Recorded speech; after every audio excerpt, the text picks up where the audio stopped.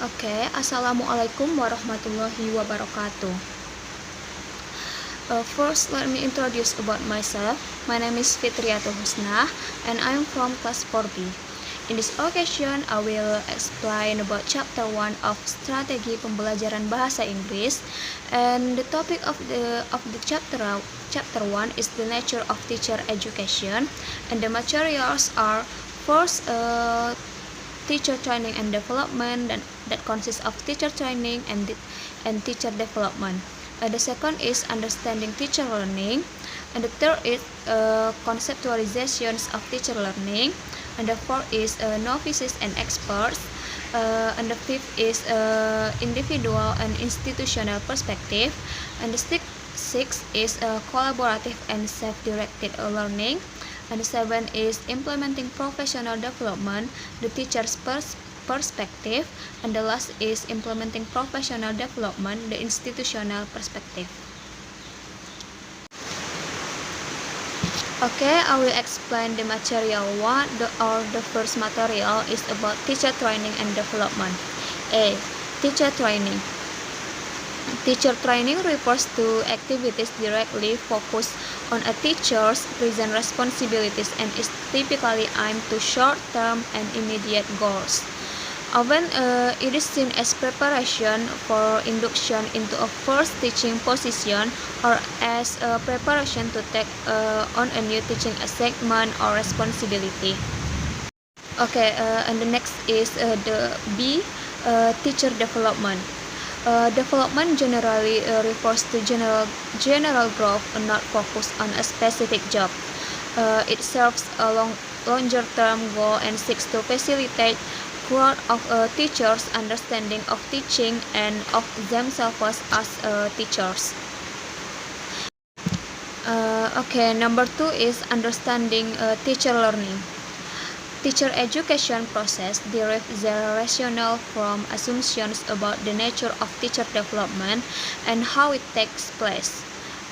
This field has been called teacher learning and is concerned with exploring our understanding of the knowledge, attitudes, skills, and process we employ while teaching. We will enter to material number 3, conceptualization of teacher learning. Conceptualizations sometimes overlap and might be understood differently by different theoreticians. They can lead to different approaches to teacher education. We will enter to material number 4 is novices and experts. Another important dimension of understanding what is meant by teacher development is the difference between a novice teacher and an expert teacher.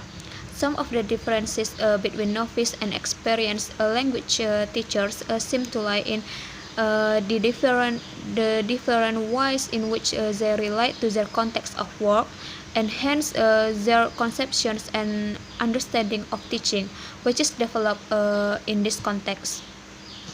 Expert teachers thus exhibit differences in the way they perceive and understand what they do.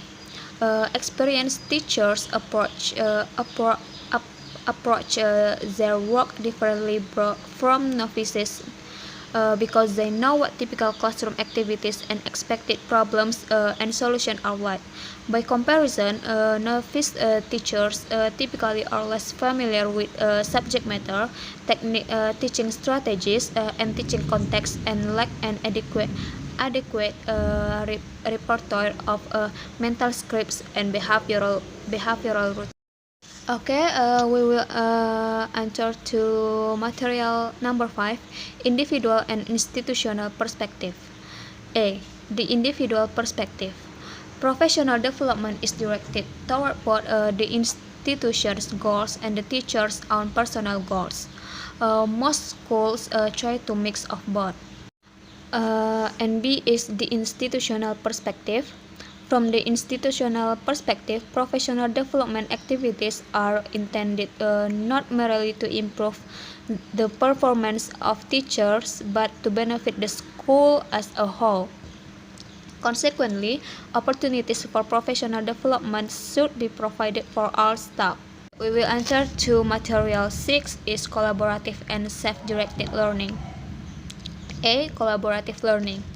Most successful organizations depend on people working effectively together in teams, but special effort often has to be made to develop teamwork in schools because teaching is generally seen as an individual activity. The goals of collegial forms of professional development are to encourage greater interaction between teachers, peer-based learning through mentoring, and sharing skills, experience, and solutions to common problems.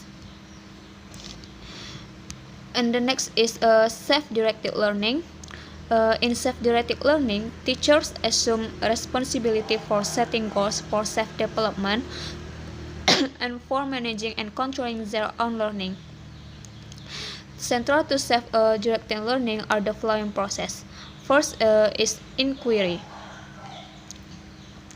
In inquiry, asking questions about one's own teaching practices and seeking the information needed to answer these questions. And the second is self-appraisal. It is assessing one's teaching and development on the basis of evidence from oneself and others, and the ability to critically reflect and desire to analyze oneself to determine one's strengths and weakness. And the next is experience. Personal experience becomes the basis of stimulus for learning. So in learning, we must have experience, something like that. And the fourth is personal construction, meaning is personally constructed by the learner. Contextualize learning. Learning takes place in a particular context and social setting and is socially constructed. Five or the last is planning and managing. Learning is dependent on the ability to set short and long-term goals and to select strategies for their achievement. Now we will enter to material 7, that is implementing professional development, the teacher's perspective. Teachers can play many aspects of their own professional development. Okay, now we will enter to the last material, that is number 8, implementing professional development, the institutional perspective. The following guidelines reflect the institution's role in implementing a professional development program for its teachers. Okay, first is determining the needs of both the institution and its teachers. Okay, I think that's all from me. I'm sorry for my mistake. So thank you. Wassalamualaikum warahmatullahi wabarakatuh.